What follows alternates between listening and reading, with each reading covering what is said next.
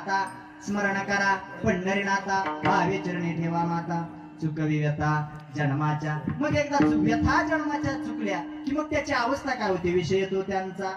झाला ना मग कुणाचा विषय नारायण झाला भक्त प्रल्हादाचा विचार करा विषय नारायण झाला नारायण किती मारण्याचे प्रयत्न केले अहो देवाला जन्म घ्यावा लागला भक्त प्रल्हादासाठी नरसिंहाचा अवतार आहे देवासाठी भक्त प्रल्हादासाठी भक्तासाठी देवाला सुद्धा अवतीर्ण व्हावं लागतो का